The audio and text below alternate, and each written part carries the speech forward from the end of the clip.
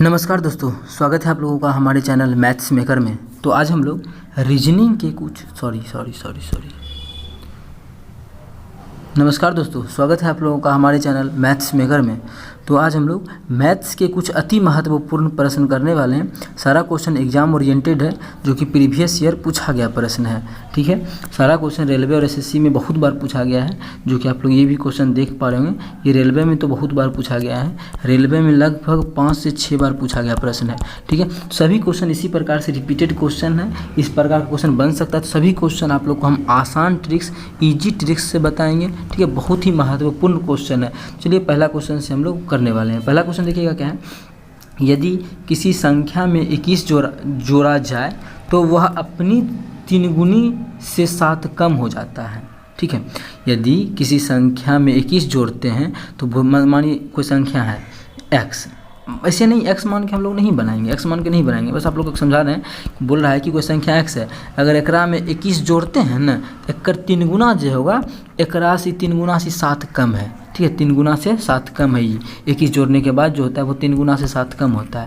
तो देख लेते हो, तो हम लोग बनाएंगे कैसे। पूछा क्या है, तो वह संख्या कितनी है, तो क्या निकालना है, वह संख्या। तो वह संख्या कितनी है, वह संख्या निकालना है। तो याद रखिएगा, जो भी ऑप्शन में होगा वह संख्या ही होगा ना, क्योंकि पूछा क्या है, वह संख्या कितनी होगी। मतलब जो भी चारों ऑप्शन है वो चारों किस चीज़ का है, संख्या का ही ऑप्शन है। ऑप्शन में जो है वो क्या है, सभी संख्या है, तो वही निकालना है। तो मान लेते हैं, मानिए 21 ही हमारा आंसर है। मान लेते हैं गो थ्रू ऑप्शन।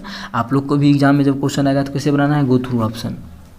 ठीक है, तो मान लीजिए 21 है, तो किसी संख्या में 21 जोड़ा जाता है। तो 14 संख्या है, एकरा में कितना 21 जोड़ा जाता है, तो 21 जोड़ देंगे, कितना हो जाएगा, 21 जोड़ेंगे तो 35 हो जाएगा। कितना हो जाएगा, 35। तो वह अपनी 3 गुनी संख्या से 7 कम हो जाता है। तो वह अपनी 3 गुनी, तो 7 का 3 गुना 7 या 21 नहीं, हाँ 14 या 42, इसका 3 गुना कितना हो जाएगा, 14 या 42। अपनी 3 गुनी से 7 कम हो जाती है। देखिए, तो जब इसमें 21 जोड़ते हैं तो 21 जो जोड़े हैं तो 35 हो गया है। एक 3 गुना से 7 कम हो गया। देखिए, तो 3 गुना 42 है, एक में 7 घटाएंगे तो 35 आएगा, एक में 7 घटाएंगे तो 35 आएगा। मतलब ये क्वेश्चन में हमारा यही बोला है, यही पहला ऑप्शन ही पकड़ते मेरा सेटिस्फाई हो गया तो कर लिए। तो पहला हमारा ऑप्शन बिल्कुल करेक्ट हो जाएगा। तो ऑप्शन ए हमारा बिल्कुल करेक्ट आंसर हो जाएगा। आप लोग सोच रहे होंगे दूसरा ऑप्शन में बैठा के देखिए, नहीं आएगा ऐसा। क्या बोला है, 21 जोड़ा जाता है। अगर 21 जोड़ेंगे तो कितना हो जाएगा, अगर मानिए 21 जोड़ देंगे तो हो जाएगा 7 और 3 37। अपनी 3 गुना, तो एक 3 गुना कितना हो जाएगा, एक 3 गुना हो जाएगा 48, 16 या 48। 48 से 7 कम हो जाता है 21 जोड़ने पर, तो 21 जोड़े 37 हो गया। तो 48 से 7 कम होगा क्या, 48 से 7 कम कितना, 41 होता है। यहाँ तो 37 आ गया, मतलब ये ऑप्शन नहीं होगा। तो हमारा ऑप्शन कौन सा हो गया, ऑप्शन ए हमारा बिल्कुल करेक्ट आंसर हो जाएगा। इस प्रकार से चाहे तो आप लोग गो थ्रू ऑप्शन से अच्छा क्वेश्चन को सॉल्व कर सकते हैं। चलिए अगला क्वेश्चन करते हैं, क्वेश्चन नंबर 2। देखिएगा क्वेश्चन नंबर 2 क्या है, जो कि रेलवे के एग्जाम में 5 से 6 बार पूछा गया प्रश्न है। ठीक है, तो हम लोग करने वाले हैं, देखिए बिल्कुल आसान ट्रिक से आप लोग को बताने वाले हैं।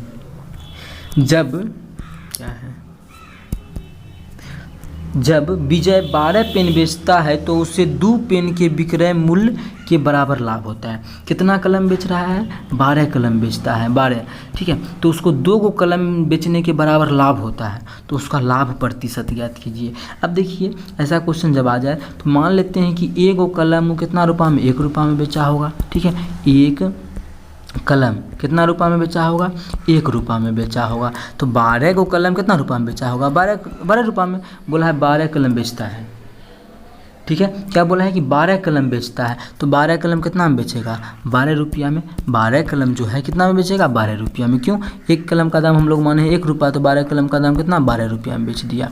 ठीक है, अब बोला है 2 रुपया के बराबर लाभ होता है। 2 को कलम जितना रुपया में बेचेगा उतना लाभ होता है। तो लाभ जो होता है वो कितना, 1 कलम 1 रुपया में बेचता है, तो 2 कलम क्या रुपया में बेचेगा, 2 रुपया में बेचेगा। तो उसको लाभ कितना होता है, 2 रुपया के बराबर।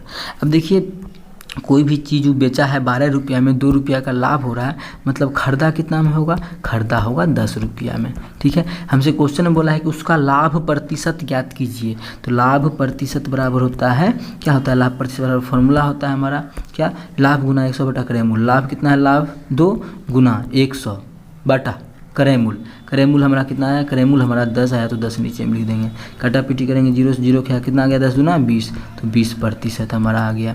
कितना आ गया, 20%। कौन सा ऑप्शन में है 20%? तो बोला लाभ प्रतिशत, तो लाभ प्रतिशत हमारा कितना हो जाएगा इस क्वेश्चन का, लाभ प्रतिशत हमारा हो जाएगा 20, जो कि ऑप्शन हमारा बी में है। किस में है, ऑप्शन बी में है, 20% लाभ, तो ऑप्शन बी हमारा बिल्कुल करेक्ट आंसर हो जाएगा। उम्मीद करते हैं दोस्तों समझ में आ गया होगा, बहुत ही बेहतरीन क्वेश्चन था। आशा उम्मीद किए हैं कि समझ में आ गया होगा। इस प्रकार का कोई भी क्वेश्चन एग्जाम में आता है तो आप लोग बना पाइएगा, बहुत ही बेहतरीन ढंग से क्वेश्चन को सॉल्व करवाए हैं। ठीक है, बहुत ही लाजवाब क्वेश्चन था। चलिए अगला क्वेश्चन कर लेते हैं, क्वेश्चन नंबर 3। देखिएगा क्वेश्चन नंबर 3 क्या है, एक संख्या को 23-36 से विभाजित करने पर शेष 75 बचता है। ये कोई संख्या है जकरा में कि इतना से भाग देते हैं ना 23-36 से, तो शेष बचता है कितना, 75। तो यदि उसी संख्या को 24 से भाग दिया जाए, उसी संख्या जो भी संख्या है उस संख्या को अगर 24 से भाग देंगे तो शेष कितना रहेगा, शेष कितना बचेगा। देखिए ये क्वेश्चन आप लोग चाहें तो ऐसे निकाल सकते हैं, कितना देर में, 2 सेकेंड में, मात्र। ठीक है, 2 सेकेंड में इस क्वेश्चन को आप लोग चाहे तो 2 सेकंड में उड़ा सकते हैं। लेकिन हम लोग पहले आप लोग को बेसिक देखिए थोड़ा सा समझाते हैं कि 2 सेकंड में उड़ाने का तो उड़ा देंगे कैसे, 24 या 72, यहाँ पे है कितना 75, डायरेक्ट हमारा 3 आंसर हो जाएगा। ठीक है, लेकिन कैसे, देखिए अगर ये दोनों पूरा आपस में भाग लगेगा तभी ये नियम लगेगा जो अभी हम बोले थे। अगर इस दोनों से आपस में पूरा भाग लग रहा है तो कितना से कितना में, अगर भाग नहीं लगेगा तो थोड़ा लंबा तरीका हो जाता है। अगर 37-36 जो है उससे अगर 24 में भाग लगेगा, क्योंकि जो संख्या है उसमें इतना से भाग देते हैं तो शेषफल 75 बचता है। तो हमको 24 से भाग देना है, तो 24 से भाग देना है तो उतना उस संख्या को खोजने हम नहीं जाएंगे, डायरेक्ट 24 से इसी संख्या में भाग दे देंगे। तो भाग देंगे, अगर पूरा कट जाएगा, जैसा कि हम देख रहे हैं कि पूरा कट गया है, तो आप लोग देखिएगा काट के, अगर पूरा कट जाए, अगर पूरा कटेगा तभी क्या करेंगे, डायरेक्ट जितना से पूछ रहा है ना उतना हम भाग कर देंगे। 75 शेष बचता है ना, शेष कितना बचता है 75, डायरेक्ट शेष में भाग कर देंगे, कितना जितना से बोल रहा है उतना हमारा आंसर आ जाएगा कि 75 है शेष बटा एकरे में 24 से भाग कर देंगे तो हमारा कितना शेष बचेगा, देख लीजिए शेष कितना बचेगा, शेष हमारा 3 बचेगा। 24 या 72, 72 शेष कितना बचेगा 3। कब ऐसा करेंगे, जब जिससे भाग देने बोल रहा है, मतलब आंसर निकालें उसी संख्या में इतना से भाग करेंगे तो शेष क्या बचेगा। तो पहले देखेंगे कि उस संख्या में इतना से भाग करने पर शेष तो 75 बच गया, तो इस दोनों में ये दोनों आपस में पूरा कटता है क्या, कि जिससे भाग दे रहे थे उस संख्या में वो संख्या और जिससे भाग देंगे वो दोनों अगर पूरा कट गया तो हम इस दोनों को डायरेक्ट भाग करके आंसर निकाल लेंगे। ये दोनों आप लोग भाग दे दीजिएगा, पूरा कट जाएगा।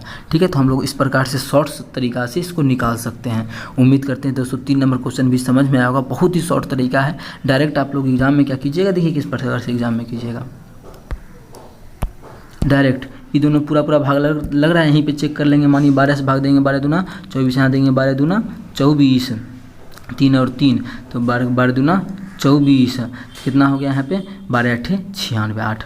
फिर 2 से देंगे तो पूरा कटिएगा, 1 1 4, पूरा कट गया तो डायरेक्ट हम कुछ नहीं देखेंगे। अब पूरा कट गया तो अब कुछ नहीं देखना है, डायरेक्ट क्या करेंगे 24 से इसमें भाग कर देंगे, 24 या 72, तो कितना शेष बचा, 75 था 72 कट गया तो शेष कितना बचेगा, शेष हमारा बचेगा 3। तो 3 हमारा शेष, ऑप्शन नंबर डी बिल्कुल करेक्ट हो जाएगा। तो इस प्रकार से काटापीटी करके हम लोग आंसर निकाल सकते हैं। बहुत ही बेहतरीन तरीका बताएं आप लोग इस क्वेश्चन को करने का।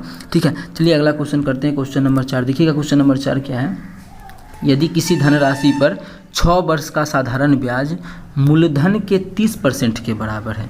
6 वर्ष का ब्याज, 6 वर्ष का ब्याज कितना है, मूलधन के 30% के बराबर। मूलधन अगर मानिए 100 रुपया मान लेते हैं, कितना मूलधन मान लिए 100 रुपया, प्रिंसिपल अमाउंट 100 रुपया, तो ब्याज क्या है 6 साल का, 6 साल का ब्याज क्या है इसका 30%, मतलब मूलधन का 30%। तो मूलधन का 30% कितना होगा, 30 होगा, तो 6 साल का ब्याज 30 रुपया, तो 1 साल का ब्याज कितना हो जाएगा, 6 साल का ब्याज 30 रुपया तो 1 साल का ब्याज 5 रुपया। ठीक है, 6 25 30 काट देंगे इसको, 1 साल का ब्याज 5 रुपया। देखिए आगे क्वेश्चन में क्या पूछा है कि तो यह कितने समय बाद मूलधन के बराबर हो जाएगा। कितना समय बाद? मूलधन कितना है? 100 रुपया है ना। कितना समय के बाद? तो इधर 100 होने के लिए कितना समय लगेगा? 20 से गुना करेंगे तो 20 × 100 100 हो जाएगा।